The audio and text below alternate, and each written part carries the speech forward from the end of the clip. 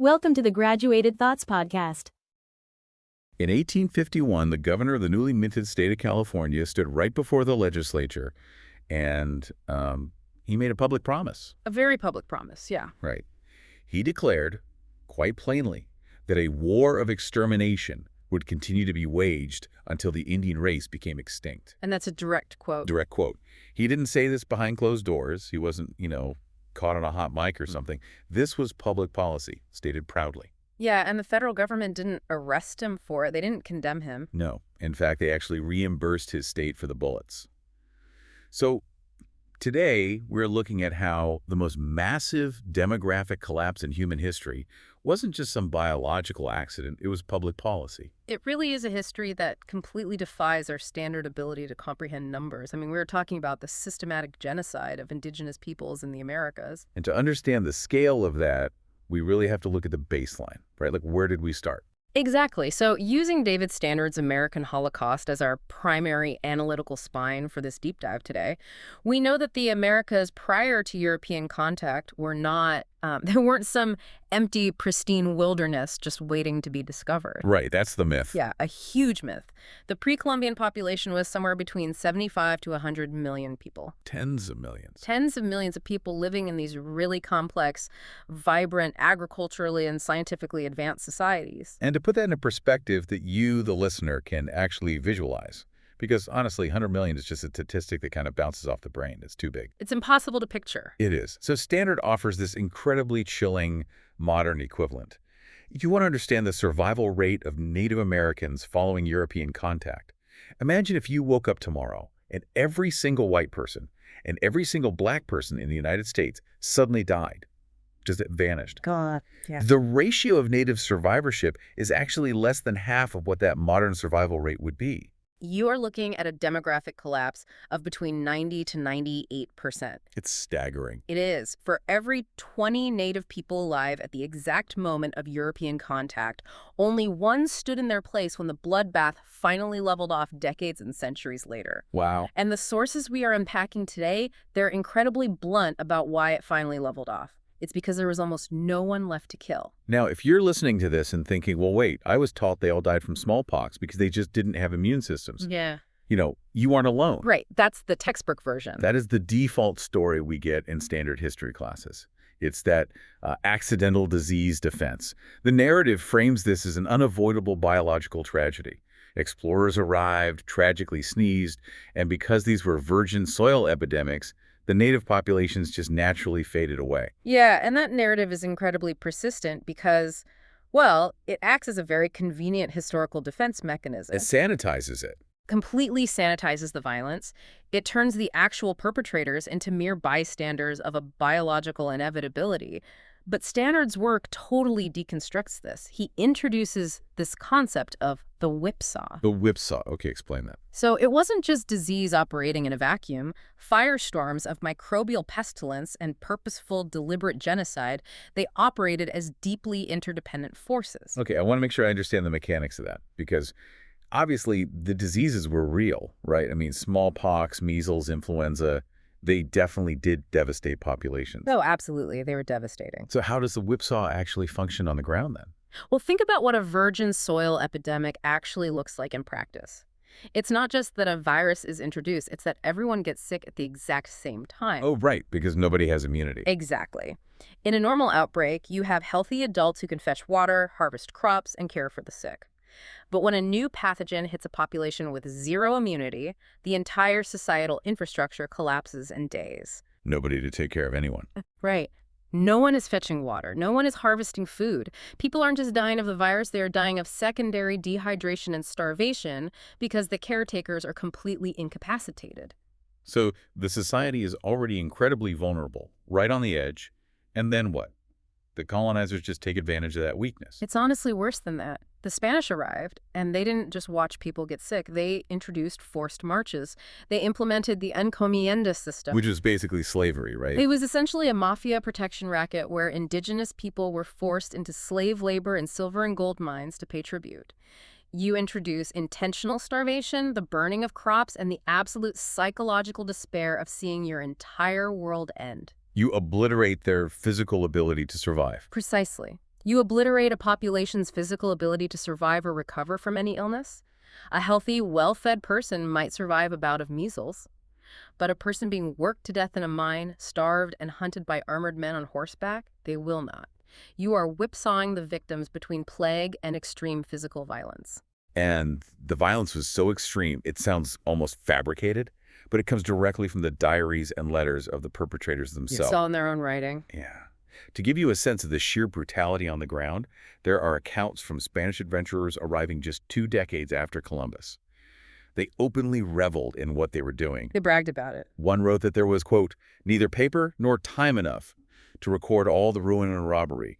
They were literally feeding native infants to war dogs. Just horrific. These massive armored mastiffs bred specifically to hunt humans. They were burning leaders at the stake.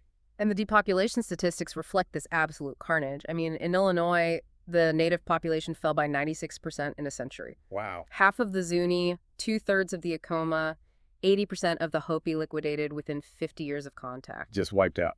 The Kalapuya Indians of Oregon went from a thriving population to just one single surviving person by the end of the 19th century. One person. I'm really struggling with the math here, though. Let's look at this purely from the cold, calculated perspective of a Spanish colonizer. If your entire goal is to get rich off gold and silver mines, and you need people to dig it out of the ground, why are you feeding your free labor force to dogs? Right. It seems contradictory. Why are you burning them alive? That makes zero economic sense. You are destroying the very engine of your wealth. It sounds like the behavior of a cartoon villain, not a rational business strategy. It is a profound paradox, but it gets to the very dark heart of the Spanish colonial mindset. The mass destruction wasn't an accident. It was a genocidal means to an economic end. How so? Think about the logistics. You have a few hundred, maybe a few thousand Spanish soldiers, and you were trying to subjugate hundreds of thousands of people in an alien landscape. You are vastly, vastly outnumbered. So you're terrified of an uprising. Exactly. In that scenario, absolute paralyzing terror becomes your primary weapon of control. So the cruelty was the point. It was a strategy to prevent rebellion. Precisely. They needed to secure a slave labor force, and they believed that unspeakable theatrical cruelty was literally the only way to recruit reluctant natives and keep them in line. It was horrific, psychopathic business management driven by a profound theological racism. Right, because they didn't even see them as human. Not at all. The Spanish genuinely viewed the indigenous people as subhuman. One Spanish priest quoted in the sources described them as a third species of animal between man and monkey. Wow. That's just, yeah. When you define a population as beasts of burden, you don't treat them with the care you'd give a human employee. You use them up until they break, and then you just go capture more. Yeah. If millions die in the process, it's just the overhead costs of doing business. But having a soldier tell you it's okay to do this is one thing. Okay. To build a continental economy out of mass murder, you need more than a sword. You need to be able to sleep at night. You need to tell your king, and more importantly, your pope, that what you are doing is righteous. You need a justification. Exactly. How do you authorize a continental slaughterhouse? You build a spiritual alibi. And the spiritual infrastructure the Spanish built was incredibly robust. It was centered around a document called the Requerimiento. The requerimiento. Yeah, this was a legalistic and religious proclamation drafted in 1513. The Spanish crown was incredibly bureaucratic. They wanted to make sure they were legally covered before they started taking slaves. So they required conquistadors to read this document to indigenous people before initiating hostilities. Okay, what did the document actually say? It essentially demanded that the natives acknowledge the Catholic Church as the ruler of the entire world and the Spanish crown as their direct superior. Just right out of the gate. Right. It was an ultimatum. If the natives accepted, they became subjects of the crown. If they refused or even delayed in accepting this, the document legally authorized the Spanish to wage war against them, take their wives and children as slaves, and, quote, do all the damage they could. This is the part that just completely breaks my brain. The logistics of this. They are reading a highly complex theological and legal document written in Castilian Spanish to people who do not speak a single word of the language. Not one word. They have no concept of a pope, no concept of Spain, and suddenly some guy in metal armor is reading from a scroll, and if you don't instantly agree, your entire family is enslaved. And sometimes they wouldn't even read it to the people directly. Wait, really? Yeah, we have accounts of Spanish captains reading the Requerimiento to empty beaches before stepping off the boat, or reading it from the decks of ships miles away from the village they were about to attack, You've got to be kidding. or reading it to the trees while the villagers were asleep. So it was never about actual communication. It was just a magical spell they had to cast to make the murder legal in their own minds. That's exactly what it was. It was pure alibi. It was a legalistic rationale for a fanatically brutal people to justify a Holocaust. And they backed this up philosophically using Aristotelian logic. How does Aristotle fit into this? Well, thinkers like Juan Ginés de Sepulveda argued, using natural law, that indigenous peoples were natural slaves. He claimed they were inherently lazy, idolatrous, and lacked Christian morality, so it was the natural order of the universe ordained by God that they served their European overlords. Oh. It's a remarkably convenient theology when your entire economy requires free labor. Yeah. God wants me to be incredibly rich, and he created you to do all the digging. It's so transparent. Very transparent. But it wasn't just the Spanish doing this. If we look at the French in North America, we see similar contradictions, just kind of dressed up slightly differently. Let's bring in the Jesuit relations from the 17th century. Oh, these are fascinating. Right. These are the meticulous, almost ethnographic records kept by French Catholic missionaries living among the Hurons and the Iroquois. The Jesuit relations are a really brilliant counterpoint to the Spanish Requerimiento because they expose the deep contradictions of the missionary project. The Jesuits weren't conquistadors. They weren't reading to trees. Right. They weren't wearing armor and hunting people with dogs. They genuinely believed they were saving souls. They were enduring incredible physical hardships, surviving freezing winters in the wilderness, just to bring baptism to the indigenous peoples. They kept incredibly detailed, sympathetic notes on native languages, customs, and political structures. You know, as I was reading through these accounts, a very specific image kept coming to mind. It's like arriving at a burning house with a clipboard to meticulously document the flames while your own colleagues are the ones actively handing out the matches. Yes, that is exactly it. The Jesuits are keeping these detailed notes on native cultures, while simultaneously, the European forces they arrived with are radically destabilizing those exact cultures. That is the perfect mechanism to understand it. The Jesuits are out there preaching peace and salvation, but European economic interests, specifically the massive, highly lucrative fur trade and the introduction of European firearms, are completely upending the political balance of the entire region. The French are trading heavily with the Hurons, right? Yeah, and the Dutch and the English are trading with the Iroquois. So they basically turned the region into a massive proxy war. A completely devastating proxy war. The Iroquois, who were armed with European guns by the Dutch, practically exterminated the Hurons to control the beaver hunting grounds. And the Jesuits are caught right in the middle. Documenting it all. Exactly. Lamenting the bloodshed in their journals, while completely embedded in the colonial economic system that caused it. They complained constantly that they couldn't control their native converts, but as the historical analysis points out, the very fur trade that brought the French there in the first place had completely shattered the traditional bonds of native society. The missionaries were basically treating the symptoms of a disease their own culture introduced. Precise. And this brings up a crucial thread that connects everything we are talking about today. The use of religion, not as a tool for salvation, but as a mechanism for control. We see this exact same perversion of religion used to justify the subjugation of Black people in America, too. Oh, absolutely. Dante King's research in the 400-year Holocaust draws a critical parallel here regarding the concept of baptism and bondage. Yeah, if we look at the broader infrastructure of white American terror, the spiritual alibi was highly adaptable. King points us to a really revealing piece of legislation, the 1667 Virginia Law. What was happening in Virginia in 1667? Well, at the time, early colonial lawmakers were facing a theological crisis. English common law had these vague traditions suggesting that Christians shouldn't enslave other Christians. So the question became, what happens if an enslaved African person converts to Christianity and gets baptized? Does that act of spiritual salvation make them physically free? I can imagine the plantation owners completely panicking at that thought. If baptism equals freedom, their entire labor force can just walk off the fields by accepting Jesus. They absolutely panicked. The colonizers desperately needed the labor. So the all-white Virginia House of Burgesses explicitly passed a law in 1667 stating that the conferring of baptism does not alter a person's condition of bondage or freedom. They just rewrite the theological rules to protect the profit margin.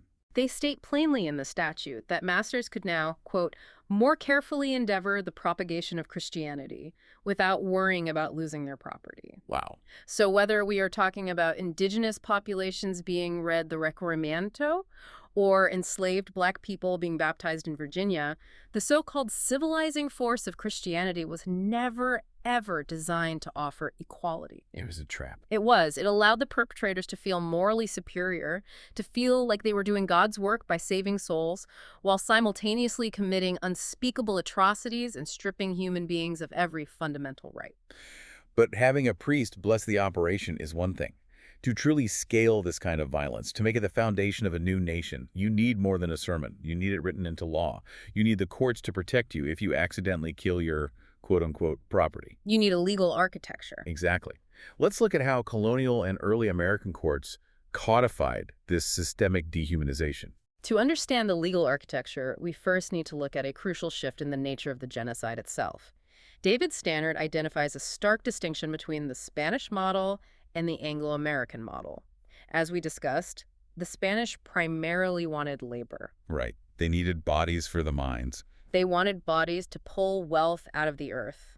But the British, and later the Americans, primarily wanted land. So they didn't want the people at all. They just wanted the space. Right. The English weren't looking to set up massive encomiendas where natives mined silver.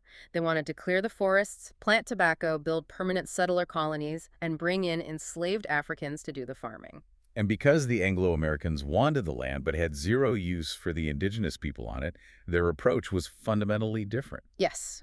For the Spanish, extermination was a horrific byproduct of labor exploitation. But for the British and Americans, total extermination became the primary economic goal. The goal itself. The natives were simply obstacles.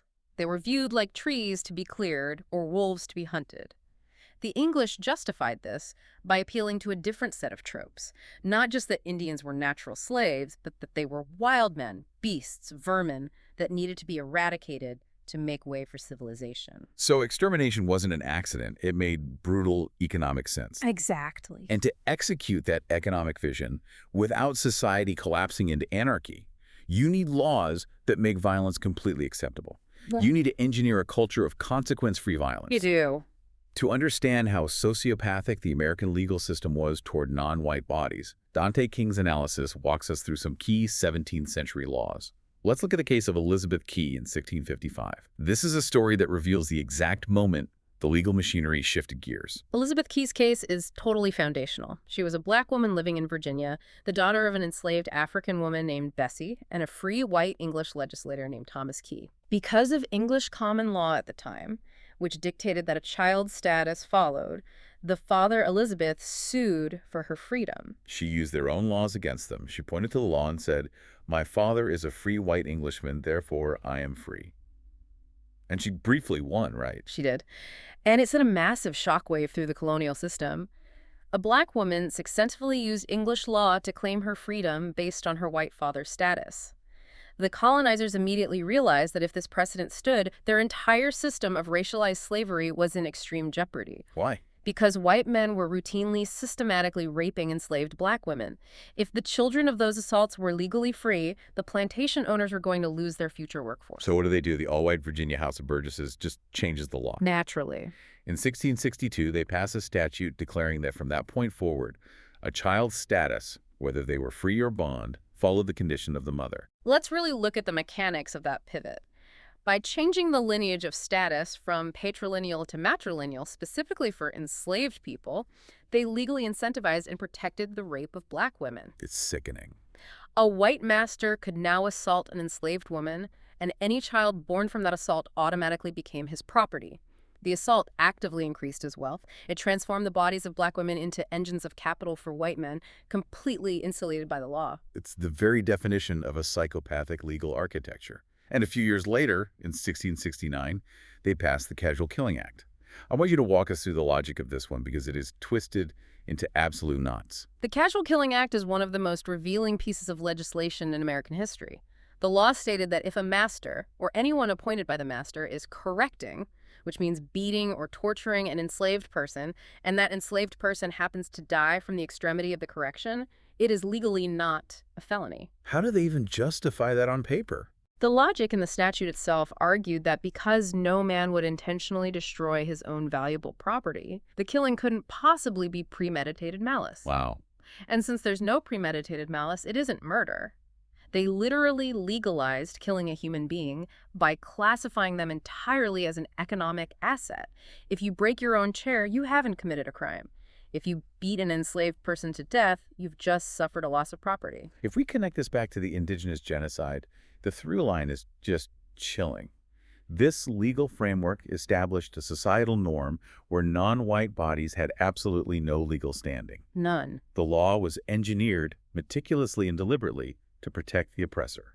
It guaranteed that white perpetrators face zero legal consequences for murder, rape, or torture, whether the victim was a black person enslaved on a plantation or an indigenous person defending their homeland.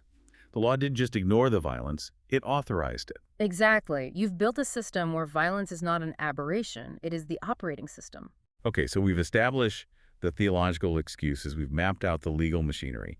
Now, we need to see what happens when you take that highly evolved sociopathic legal and economic framework and drop it onto a specific hyper-accelerated historical event. Right. Let's look at California. Yeah, California from 1848 to 1868.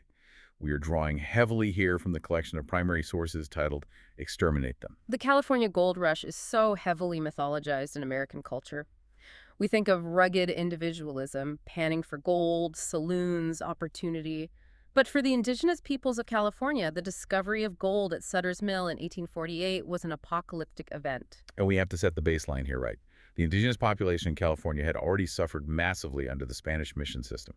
The missions were a nightmare of forced labor, corporal punishment, and disease that had already reduced the population by roughly 75%. They were already a deeply traumatized, diminished population. But when the Americans arrived for the gold rush, the indigenous population plummeted from around 150,000 to roughly 30,000 in just a few decades. Yeah. That's an 80% drop on top of the previous 75% drop. And this collision was immediately economic. The gold rush was, at its core, a massive resource extraction event.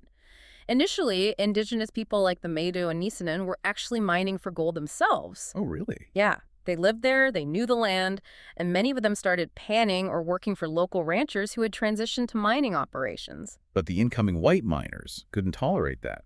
The sources detail how systematically they were cheated. Traders created a rigged economic system. They used something called digger ounces. Right. And digger being a pejorative racist slur used by white miners.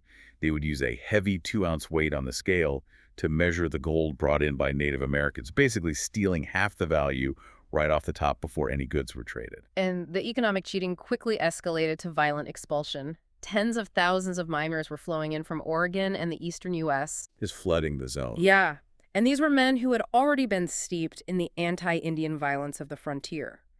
They viewed the native miners not as inhabitants of the land, but as unfair competition standing in the way of their wealth.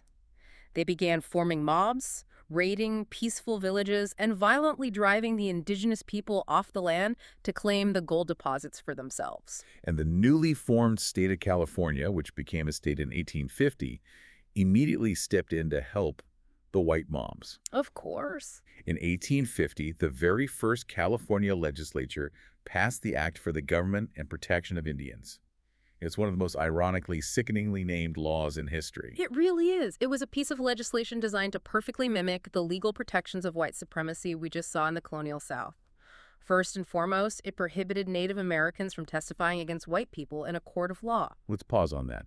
That means a white miner could walk onto your land, steal your gold, assault your family, or murder you in broad daylight, and if the only witnesses were Native American, there was legally no crime. No crime at all. It's that consequence-free violence Dante King talked about in 17th century Virginia, literally copy-pasted out west in 1850. It was an open invitation to commit atrocities without fear of the law.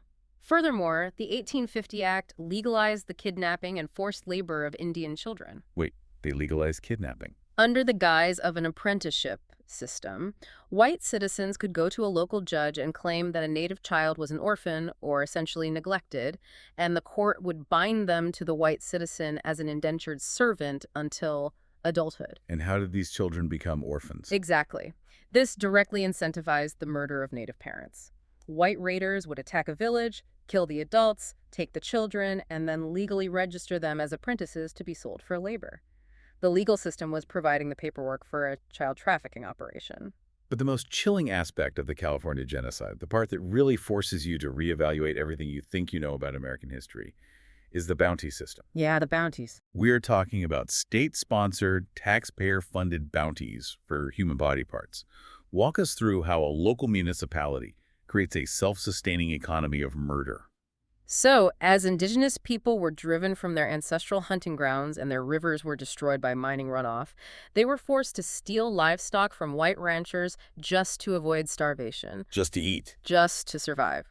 The white response to this was a campaign of total annihilation. Municipalities, and eventually the state government, began offering cash payouts. The going rate fluctuated, but it was often $5 for an Indian head and 25 cents for a scalp.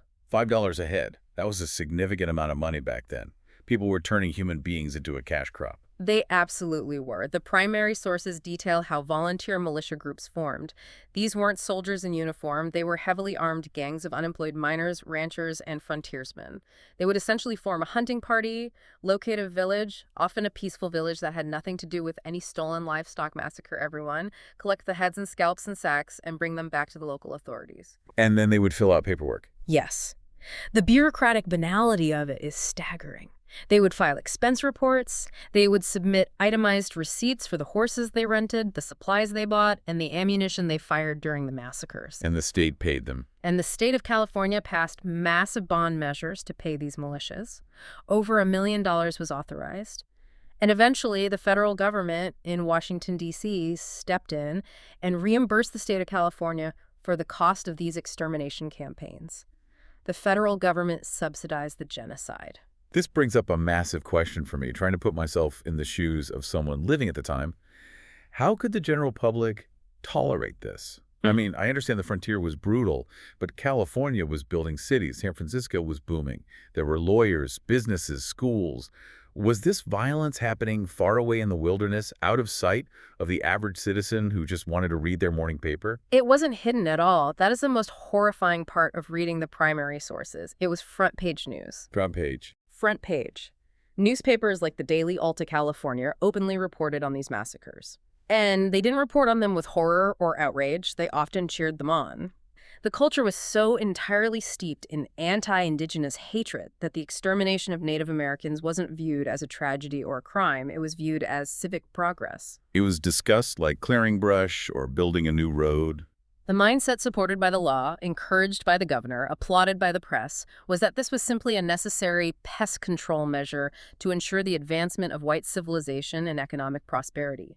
When a culture legally defines a group of people as subhuman beasts standing in the way of destiny, the public doesn't recoil at their slaughter. They budget for it. They read about it over breakfast. So we have walked through the initial shock of the Spanish arrival, the whipsaw of disease and violence, the spiritual alibis of the missionaries, the legal architecture of slavery and death, and the state-sponsored bounties of the gold rush.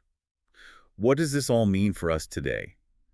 The sources we've looked at make it incredibly clear that this Holocaust didn't just end because the perpetrators suddenly had an awakening of conscience. No, as Standard so grimly notes, the primary phase of mass extermination ended largely because there was no one left. The continent had been essentially cleared of its original inhabitants, but the violence didn't disappear. It didn't evaporate. It simply changed shape. It morphed into something bureaucratic. The overt violence of the hunting militias transitioned into the structural violence of the reservation system. Forced relocation to marginal lands, the intentional denial of food rations, the systemic breaking of families through Indian boarding schools designed to, quote, kill the Indian and save the man. And the psychopathic legal infrastructure that Dante King describes. The system engineered in the 17th century to protect white wealth and criminalize non-white bodies, that DNA remained deeply embedded in the American justice system. It evolved into Jim Crow laws, redlining, mass incarceration, and modern systemic racism. The methods shifted from the overt, bloody violence of the frontier to the quiet, institutional violence of the courtroom and the bank. Which is exactly why words matter so much. If you were listening to this, you might wonder why we are so insistent on the terminology, why we cannot flinch from using the word genocide. Based on the UN Genocide Convention's definition, which includes acts committed with intent to destroy, in whole or in part, a national, ethnical, racial, or religious group. What we have described today is undeniably the most massive act of genocide in world history. When we soften the language, we obscure the intentionality. To call the near-total eradication of 100 million people a tragedy, or to frame it as the inevitable cost of progress, is to actively participate in the sanitization of history. It's a cop-out. It is letting the perpetrators off the hook. This wasn't a biological accident or a sad cultural misunderstanding. It was a legally sanctioned, highly organized, and economically motivated campaign of mass murder and terror. And that leaves us with a final, very provocative thought to leave you with today. It's a challenging reflection on what truthful acknowledgement actually requires of us. You cannot heal a wound that you absolutely refuse to look at. If the very foundations of American legal, economic, and cultural power are literally built on the legally sanctioned, highly organized genocide of tens of millions of indigenous people and the systemic, horrific enslavement of millions of black people, what does genuine repair look like? It demands so much more than just a historical footnote in a textbook or a bronze plaque in a park. It requires a complete, unflinching dismantling of the comforting myths we tell ourselves about who we are and exactly how this world was built. Because if you were to look at an X-ray of our society's foundation today, you wouldn't see clean, structural lines of liberty and justice. You would see that the concrete is made of bones.